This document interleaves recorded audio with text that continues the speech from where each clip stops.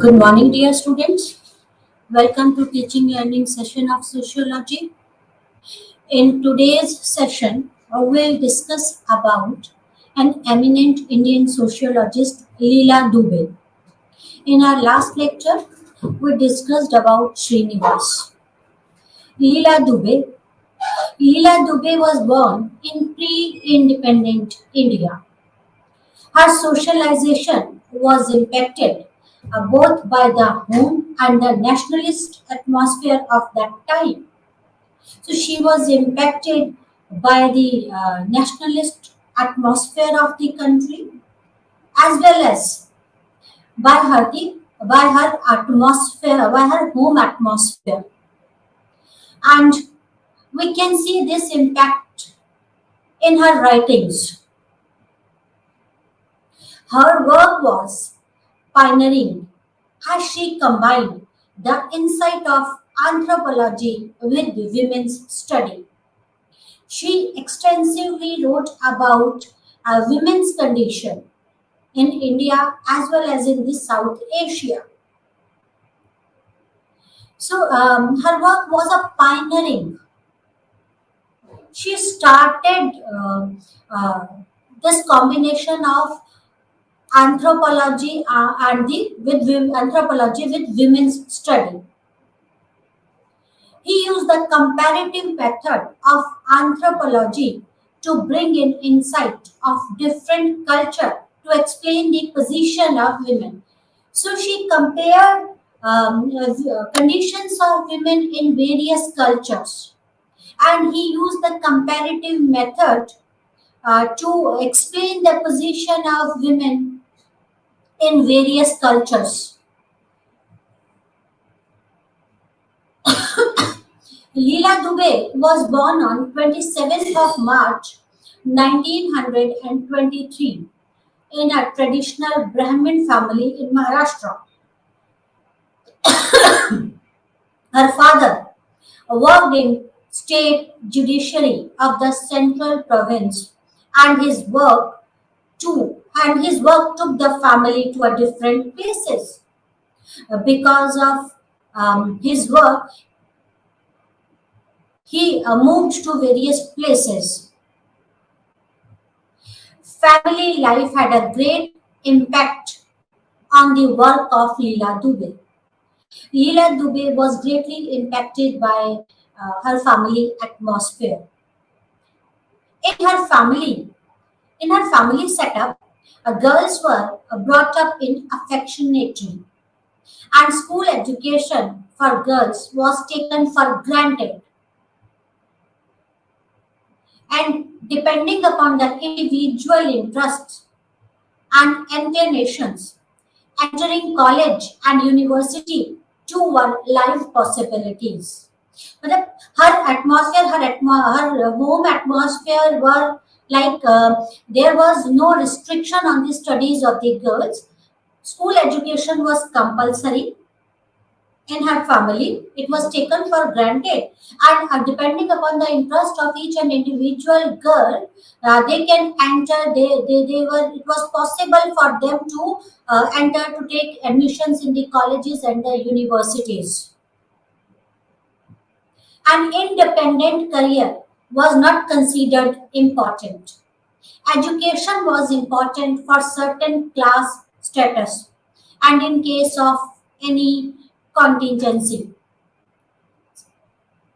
So independent career was not considered important. Why? Education was considered important because of certain class status, because of the status of the class, or in case if some problem occurs. Marriage was considered extremely important for women in her family. Most of the women get married by the age of 20.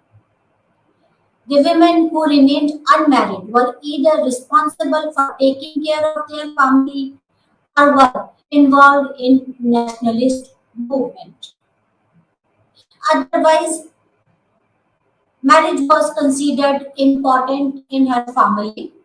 If someone is not getting married, is because of the family responsibilities or because of the involvement in the nationalist movement. Leela grew up at the time when the nationalist movement was at the peak. Many of her family members, including her father, were in the British services, which restrained her as she felt drawn to the movement because of her father's job and the job of other family member. This restrained her to take participate active participation in nationalist movement. She did not actively participate in the movement, but followed some of the tenets like India Made and attended some of the meetings of the Quit India movement. Although she was not actively involved in the nationalist movement, but she followed some of the things of the nationalist movement. Like she followed India Made, she used the Indian made products, and then she attended some of the meetings of the Quit India movement.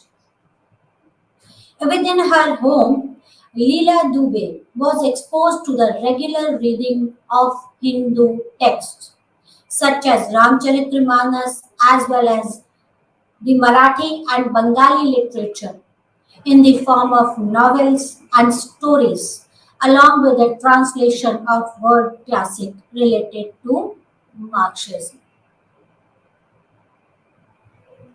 Availability of different literature at home and reading extensively developed her analytical and critical skills, which were to help her later in her work. So her atmospheric conditions impacted her a lot.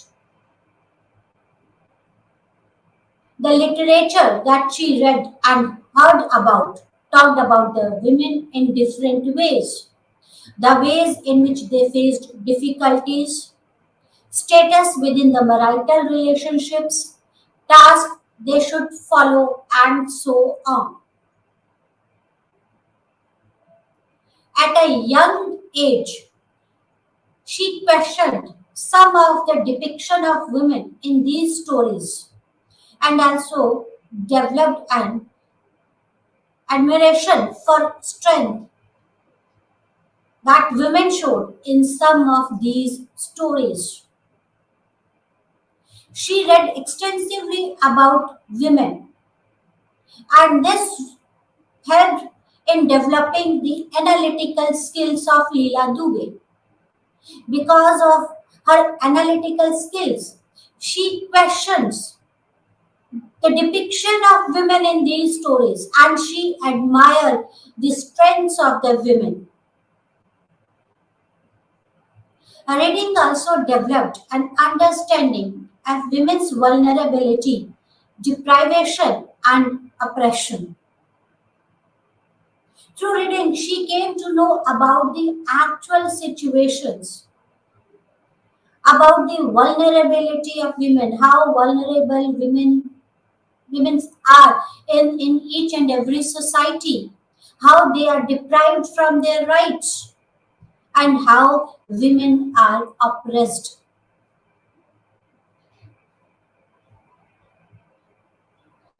Marathi magazines of the day carried articles related to denial of inheritance, dowry, child marriage, condition of widows, lack of education of women, and economic disparities and problems related to caste.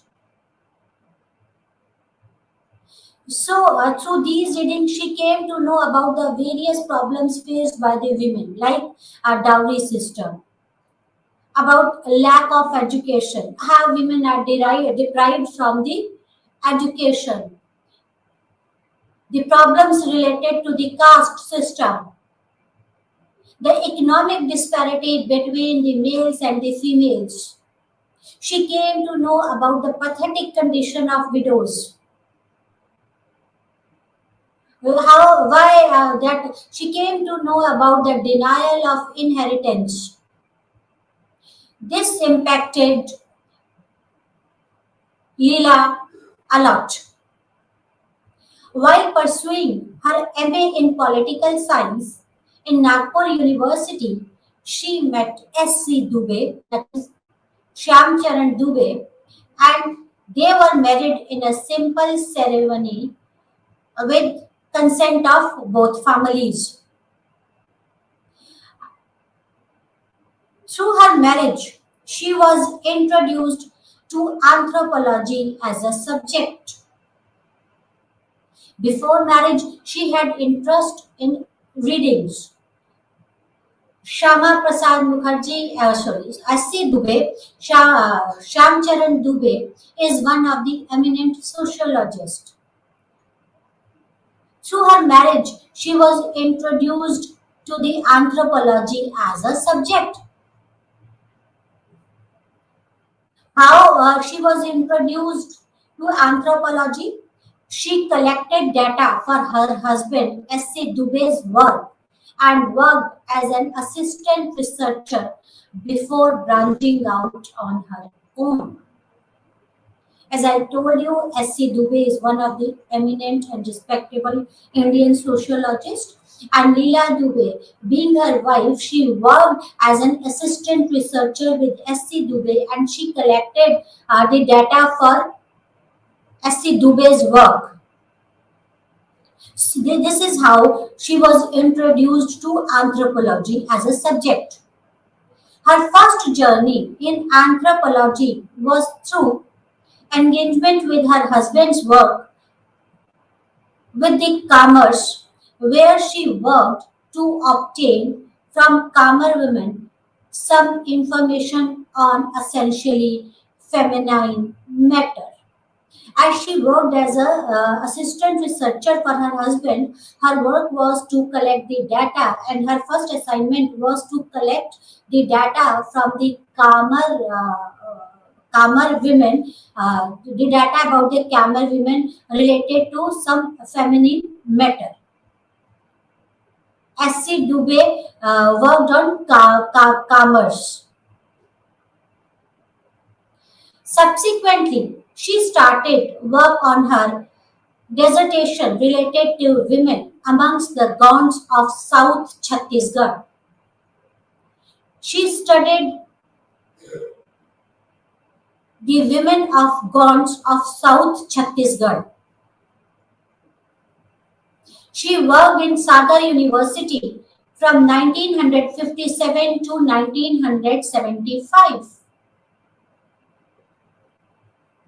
So her dissertation work is related to women amongst the Gonds of South Chhattisgarh, and she worked in the Sagar University from 1957 to 1975. She was associated with ICSSR in different capacities, as she was associated with ICSSR as a senior fellow, then the director sociology and a national fellow.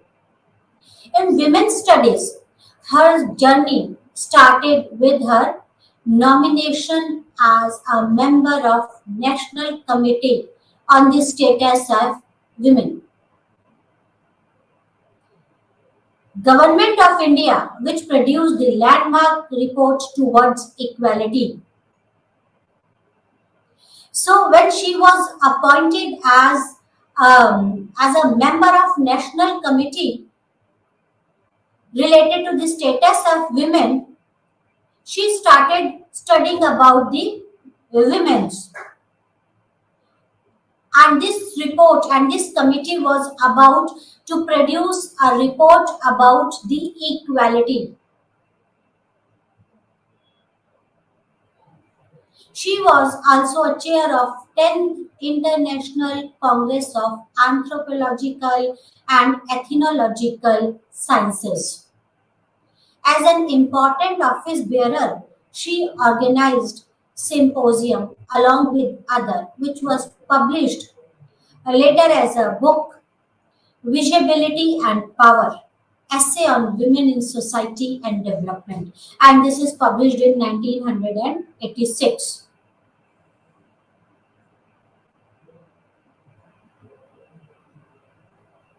She continued in the field with her involvement with Indian Association of Women's Studies, and he organized a conference and the household in Asia, which resulted in five edited volumes, which were earlier a milestone in the field. She was a part of global women's studies community as vice president of International Women's Anthropology Conference, chairperson of Commission on the Women of the International Union of Anthropological and Ethnological Sciences, and other honorary position. So she was a part of a global women's studies, and she was a vice president of the International Women's Anthropological Conference. She remained wedded to a qualitative approach, combining careful attention to ethnographical details with insightful interpretation of the same to bring to a life, as it were, the richness of interpersonal relationship in setting of the household, the family, and the larger kinship and descent groups. So she emphasized on the qualitative approach rather than the quantitative approach. There are the two approaches, the qualitative approach and the quantitative approach. According to Leela Dubey, qualitative approach is very important, and she uh, uh, she gave the attention to the ethnographic details while she was interpreting the conditions of the society and the conditions of the society, conditions of the women in society. For her, qualitative approach is more important. She considered the gender studies as her major field in the last 2 decades of her life. She was influenced by the work of Iravati Karve in the area of family, kinship, and gender. She was influenced with Iravati Karve, and her major field of the study was the gender studies. In the course of her career, she won several awards. Now, let us discuss the few central ideas of Leela Dubey. Leela Dubey's work presented the interface between gender and kinship. During the 1960s and 70s, women's studies women studies scholars did not take into account anthropological or ethnographic materials, and anthropology described family and roles of women without questioning them. It was Leela Dubey who bridges these fields, catalyzing the development of gender and kinship studies in India. So Leela's work is actually a bridge between the gender and the kinship study. She emphasized on the gender studies. Dubey's research and the fieldwork experiences among shifting cultivators, that is the Kamars of Andhra Pradesh. This was her first assignment. Settled agriculturist, Gonds in Chhattisgarh, and in multi-caste village with Rajputs and the dominant caste of Western UP, gave her a sense of sweep of patrilineal kinship. She studied about the Kamar group, she studied about the God group, and then she studied about the Rajput and the multi-caste village, and then she get the idea about the patrilineal kinship. Despite of variation across the caste, class, tribe, and region. Although there are differences or variations among the caste, among the class, among between the tribes and the region, but majority of these follows the patrilineal kinship. Her work on matrilineal and Islam, that is on Lakshadweep Island, not only provided a glimpse of a different set of life trajectories for women under a different kinship system, but drove her to take on traditional anthropological exposition on matrilineal puzzle. She studied about the matrilineal and the Islam that is on the Lakshadweep Island. She came to know about the matrilineal system. Majority of India follows the patrilineal system, but in few parts of India there is a matrilineal system, and Lakshadweep is one of the ways. Her work towards equality, the invitation to be a part of a committee on the status of women, which was involved in writing towards equality, report was an important catalyst in the life and the work of Leela Dubey, as she was nominated as a member by the government of India in a committee which was supposed to work towards the equality, to know about the status of equality, to know about the equality.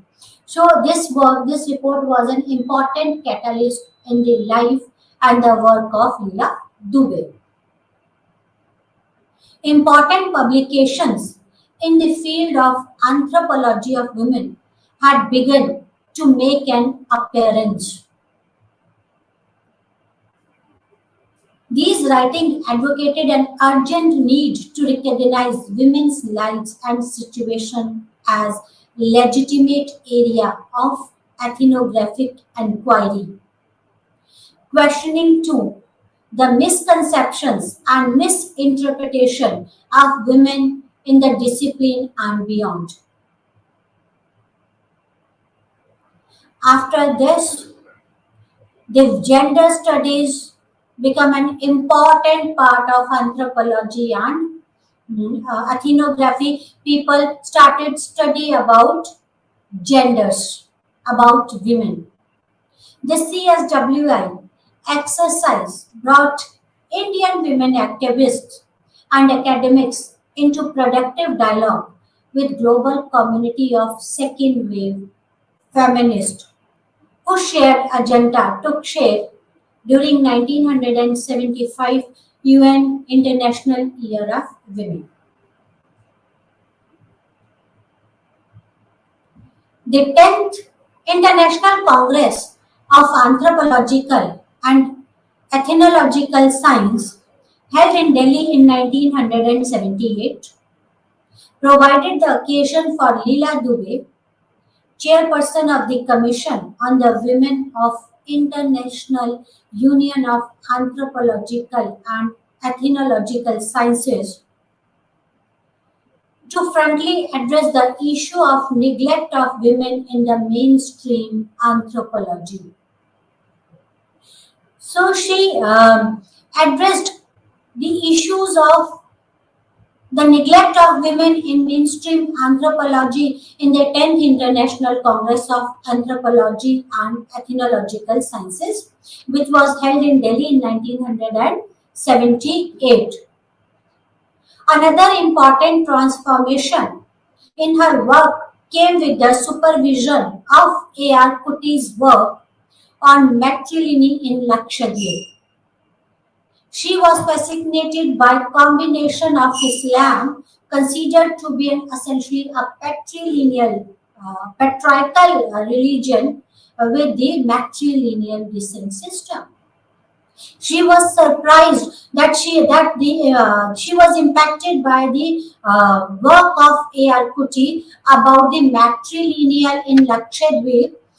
She was fascinated by the combination of Islam and the matrilineal descent system, because Islam is considered to be an essentially a patriarchal religion, but they follow the Lakshadweep people. Majority of the Lakshadweeps are Islam, right? Majority people follows Islam, and Islam follows the patriarchal system, but they also follow the matrilineal dressing system. She was surprised by this. This research gave insight about how women gain more power in matrilineal system, even situated within a patriarchal religion. Through matrilineal system, women gain more power. The information about the region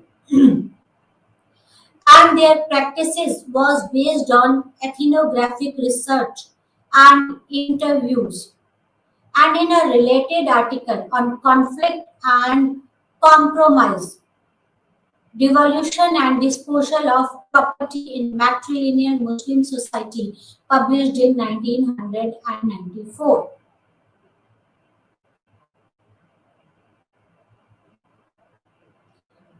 Another central idea is of Leela Dubey's Women and Kinship. She worked on this topic, women and kinship. Leela Dubey considered the study of kinship important in studying gender, as it provided an appropriate context for understanding gender in society. Her work bridges a gap between the gender and the kinship system. So she considered that to understand, to study the kinship system, this study of gender is very important, as it gives an appropriate understanding of gender in this society.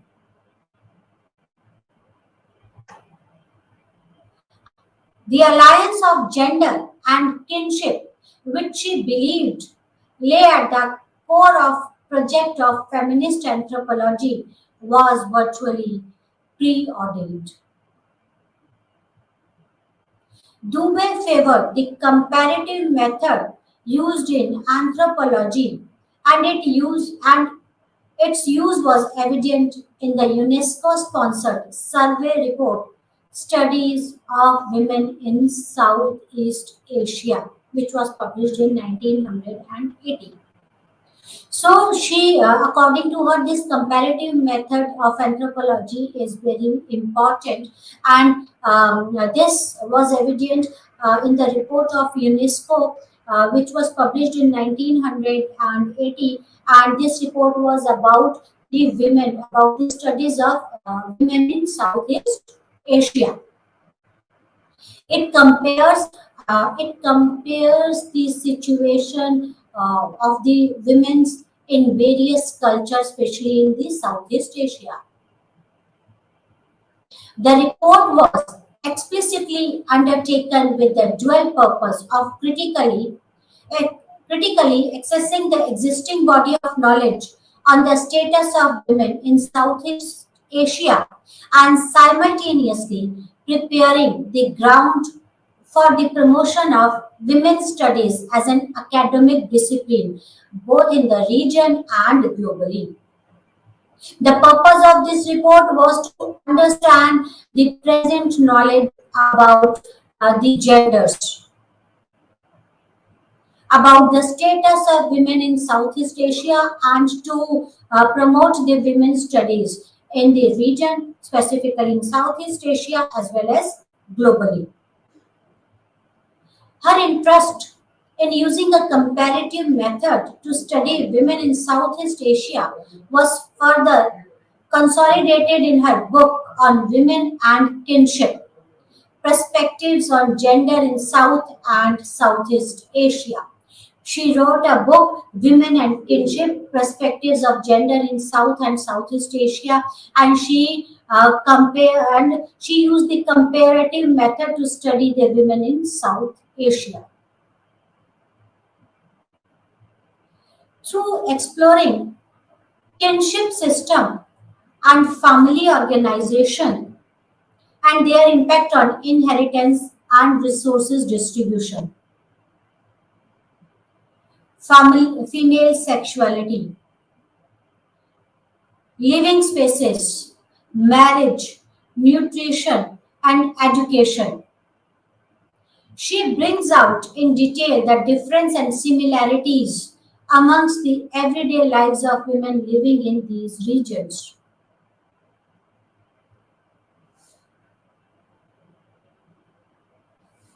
She studied about the impact of the family and kinship system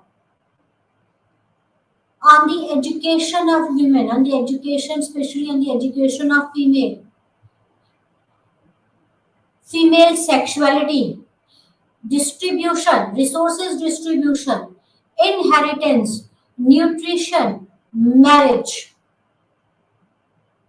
So she studied about the differences and similarities in the lives of women and the impact of kinship and family system on these aspects in detail.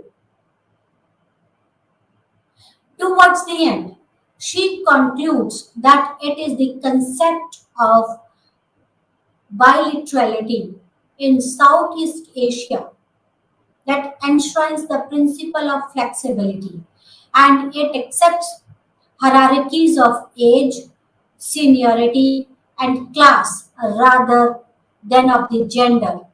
This makes the position of the women in Southeast Asia stronger. According to her, the position of women in Southeast Asia is stronger because of the hierarchies of the age, because of the seniority of the class and the class rather than the gender. So, more these seniority, hierarchies of the age and class plays important role rather than the gender, and this makes the position of women of Southeast Asia stronger. The next is construction of gender. In an important article on construction of gender, Hindu girls in patrilineal India, Leela Dubey traces the mechanism through which girls develop a gendered identity by examining the rituals and ceremonies, languages, and the practices of the family. Construction of gender, as we all know, that gender is a sociological concept. So she tried to understand about the construction of gender, how this gender has been constructed, right? She wrote an article that is the on the construction of gender Hindu girls in patrilineal India. In this, she traces the mechanism through which the girls develop the gendered identity, how girls develop this gendered identity, and in this she tried to explain the rituals and the ceremonies, the role of the rituals, the role of the ceremonies, languages, and the practices of the family played in construction of the genders or the development of identity of genders. What roles these rituals, ceremonies, families, and languages plays in construction of the genders or the that is the development of identities of the genders. She explained this by using the seed and earth analogy. This analogy has been examined by her in several other papers and is very important in understanding the gender relation. She used seed and earth analogy, and she used this analogy in the various paper, and this analogy is very important in understanding the concept of the gender or the gender relations. This concept is extremely powerful and has been extensively discussed in the women's studies in various places. The reason for the secondary status given to the women comes from the understanding of the women as a passive receptacle. Men provides the seed, the essence, while the women provides the field which receives the seeds and nourishes it. A child shares the father's blood. Within the natal group of women, transferability and non-functional nature is empathized, while within the matrilineal, while in marital family, her instrumentality is emphasized. So she has given a concept of seed and earth, right? According to her, the secondary status of women in the society is because of the understanding of women being a passive receptacle. Man provides the seed, and women provides the feed, which receives the seeds and nourishes it. So, according to this, man is important because it provides the seeds. Because the man provides the seeds, and women just nourishes those seeds, right? So because of this seed and field concept, Leela Dubey uh, analyzed, because of this passive, because of the position of the passive receptacle, the status of women in society is secondary. This unequal social arrangement is perceived as the arrangement of nature, which gives different roles to men and women in procreation. She further explains how gender roles are lived out in terms of family structure and kinship, which makes a rule about the recruitment, marital residence, rearrangement of family. These in turn are impacted by the institution of caste. So, according to Leela Dubey, this unequal social arrangement between the males and the females is perceived as a arrangement of nature, although it is not. Right? It gives because it is considered as a arrangement of the nature because it gives a different roles to men and women in procreation. Men provides the seeds and women nurtures those seeds. So, so because of this, it gives a different role of men and women in procreation. And then she explained that the gender role are lived out in terms of that in family structure. This family structure, kinship. These institutions make the roles of recruitment. These institution makes the role of marital residence and the arrangements of the families, and and all these things are impacted by the caste system too. So caste system and all other institution plays an important role in construction of the gender. She explained that one of the reasons constraints are placed on the female sexuality is because of their future is tied to being a wife and mother. Motherhood is the highest achievement in women's life. Marriage is a gateway to motherhood. Everything else is secondary to these two goals. So, marriage and motherhood are the two important goals in a female's life. Everything else is considered to be secondary. Then, these two goals, according to Leela Dubey. Socialization of girls was also impacted by the idea of women as a gatekeeper of the caste, as a boundary maker. She was one of the first scholars to introduce this idea and used this to explain violence against women as well.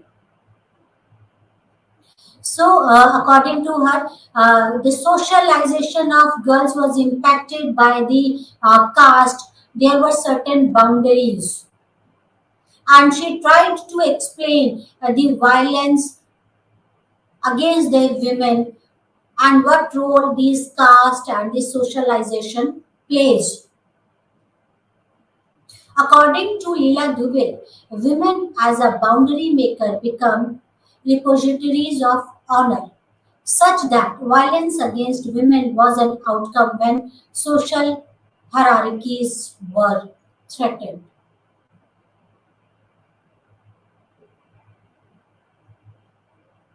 According to Dubé, this socialization of women was impacted by the idea of women as a gatekeeper of the caste and the boundary maker, and the violences against the women rises when they feel like that there is any threat in the social hierarchies when the women as a boundary maker become why the women as a boundary maker become the repositories of honor, and this violence was an outcome when they feel like that there is a threat in social hierarchies. When any woman tries to goes out of these boundaries, they feel like that there is a threat to the social hierarchies, and this is one of the reason for the violence against the women. The other aspect of the violence against women that Leela Dubé engaged with vigorously was the debate about sex selective abortions. Women were considered as repositories of honors. Another type of violence is because of sex selective abortions.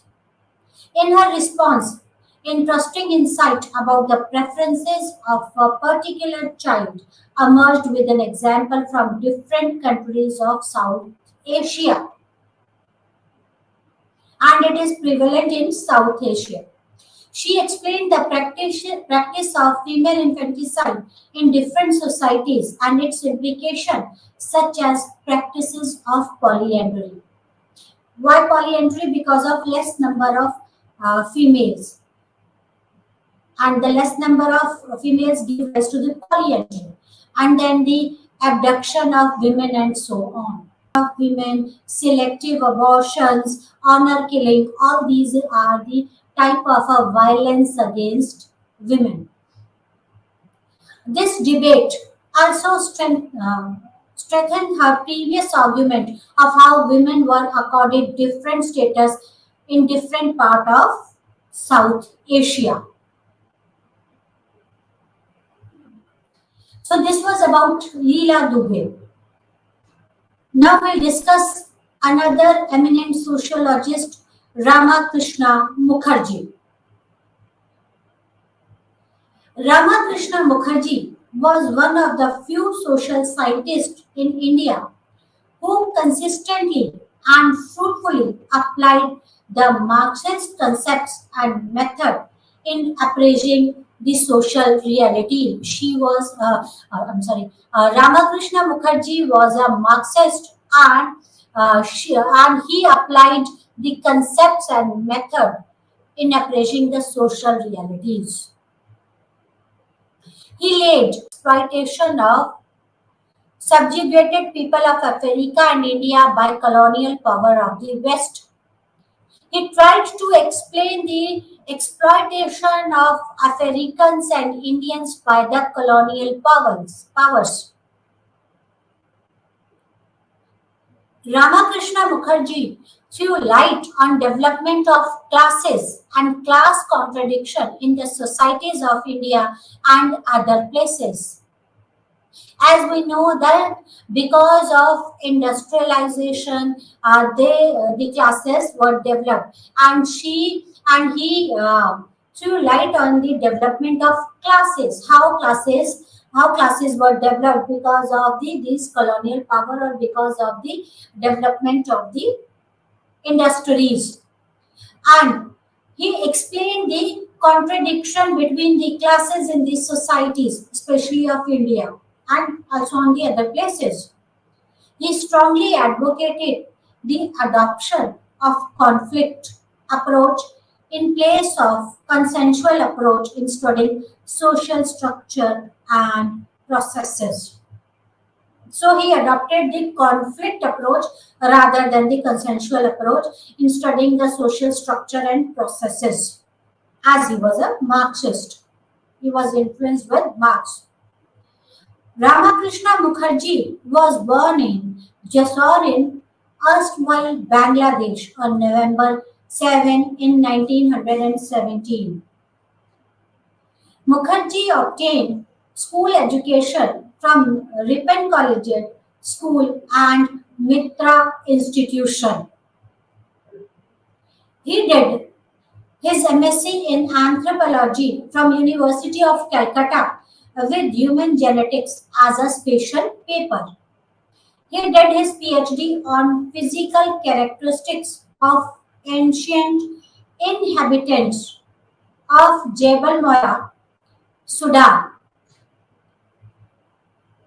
His work was on biometry and not on anthropology. So he achieved his PhD degree from Sudan. He achieved his PhD degree on biometry, not on anthropology. During 1948 and 49, Ramakrishna Mukherjee came in close contact with a member of the French Communist Party, and this impacted Ramakrishna Mukherjee. At Cambridge, Mukherjee attended classes on economic history. At Cambridge, again, Mukherjee came in contact with Rajni Pamdat of the Communist Party of Great Britain. So he was influenced with communist, both dog and duck. He was influenced with dog and duck, and both dog and duck had molded Mukherjee's into Marxist frame of thoughts. So he was influenced with dog and duck, and both were communists, were influenced with Marx, and so the dog and duck molded the Mukherjee into the Marxist frame of thoughts. So whatever he wrote, whether on peasantry, village stratification, or family of India, or of any other part of the globe, particularly of the communist countries, was touched with leftist leaning.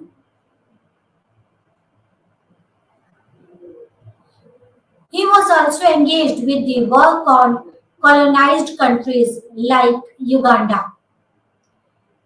Three books: The Rise and Fall of the East India Company. Second is Dynamics of Rural Society. And third is The Problem of Uganda, were published during his stay in Humboldt University of East Berlin from 1953 to 57 as a professor of Indian Studies. So from 1953 to 57, during his stay in Berlin as a professor in Berlin University, in Humboldt University in East Berlin as a professor of Indian University, he published three books. Mukherjee returned to India in 1957 as a professor of sociology at Indian Statistical Institute, Calcutta. He was trying to form a sociological research unit at ISI. He was a prolific writer and published The Sociologist and Social Changes in India, West Bengal in India Today, West Bengal Family Structure and Social Indicators from 1960 to 75. So he published various articles and the books like the Sociologist and Sociological Changes in India Today, West Bengal Family Structure. He wrote about the West Bengal family structure and the social indicators. Between 1977 to 80, he published Sociology of Indian Sociology and What Will It Be? So he wrote the Sociology of Indian Sociology and What Will It Be? Central ideas of Mukherjee. Social forces behind rise and falls of East India Company. In East India Company, Mukherjee used the Marxist concept of primitive accumulation in analyzing the historical data about changes in the society and economy of India, which were brought by the regime of East India Company. So he studied about the he studied about the collected the historical data about the changes in the society and economy of the India. Next is rural economy and the society. He wrote extensively about the rural economy and the society. Mukherjee studied about the 6 villages of Bengal, and uh, in his studies, and he studied about the relationship existing between the villages on the one hand and the wider economic structure on the other hand. So he studied about the relationship of the 6 villages and the economic structure of these 6 villages. All the 6 villages are from the East Pakistan. Of the 6 villages, chosen 5 were. So he compared the study, or he compare and contrast the uh, relationship between the villages and the economic structure of these villages. 5 were the interior villages, and a sixth village was near to the town. The village has a similar kinds of physical characteristics like lands, huts, tanks, and the population consisted of people from Hindu and Muslim communities. Mukherjee discussed the religious group of the villages and also their administrative organizations. He gave an account of different castes, groups in the villages, shows the interrelationship of the groups, intermarriages between the two castes, if any, the nature of the family, the relationship existing between the villages and the local union boards, police station, and the district board. So he studied about the rituals, about the family structure, about the administrative structure of these villages. He also gives a detailed account of the kind of the foods of the villagers, the dress they wear, the types of diseases they suffer from, and the festival in and around the villages. He studied the culture of these villages. His studies, the village community in India, particularly in Bengal, was not an unchanging social entity. It kept on changing. Second is village community in Bengal was not an undifferentiated social system. Differentiation and inequality were found. The social aspect of the caste division and economic aspect of production relations revealed in unequal access of different groups to the land and other economic resources are intertwined. So there is a a differentiation in distribution of resources, whether it's land or whether it's resources related to the production. On the basis of the sample survey of rural populace, Mukherjee found the existence of 3 classes, which have already been discussed in the 6 villages. Analysis of data gathered through sample survey showed that there is association between social hierarchy of caste and the economic structure. So a study shows that there is a relationship, there is an association between the social hierarchy of the caste and the economic structure. So hierarchy, Brahmins are represented in the class 1 than the Muslims, and Muslim makes a larger representation in class 2, and the others, that is the low caste group and the tribal groups, are concentrated in class 3. So Brahmins are at the top, then comes the Muslim, and then comes the lower caste and the tribal groups. And there is an association between this hierarchy and the economic structure. The colonial regime of the British did not interfere with the traditional socio-cultural system, but they found an ally in the higher caste in their exploitation of the masses. So these British don't interfere with the traditional socio-culture system because according to them this is good. They can exploit, they can use this hierarchy in their favor. Next is sociology of Indian sociology. Sociology of Indian sociology is but necessary attempts to understand the development of Indian sociology. Learning about the Indian society started from the Vedic period, and book tries to give an account of the entire history of Indian sociology. So he wrote about the Vedic period, and this book tries to give an account of entire history of Indian sociology. It divides the history of this development into two phases: the sociological period and the sociological period. Sociology and society, another concept of Mukherjee. Sociology denotes to the science of society. Society could be conceived as a complex whole of individual and group who are systematically integrated in terms of their action and interaction, social behavior and social relationship. Right?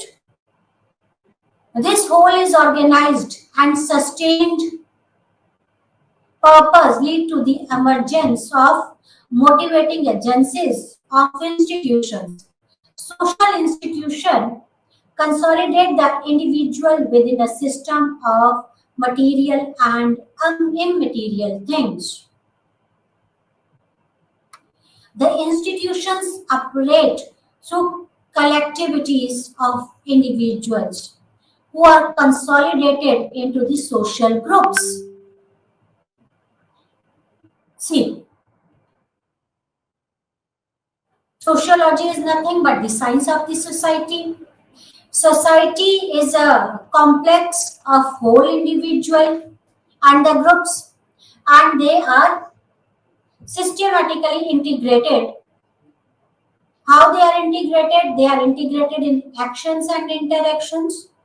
Through social behavior, these individuals are integrated through actions and interaction, through social behavior, through social relationship, through motivating agencies, that is of social institutions, then social groups.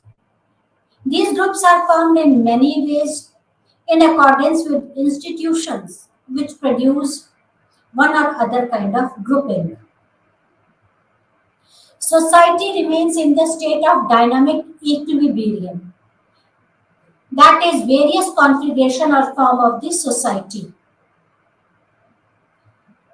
maintain their identities at the point in time and change within between themselves over a period of time. So society is a state of dynamic equilibrium. Society changes with time, but it maintain their identity at the point of time and changes within between themselves over a period of time. That's all for today. Thank you very much. Namaskar.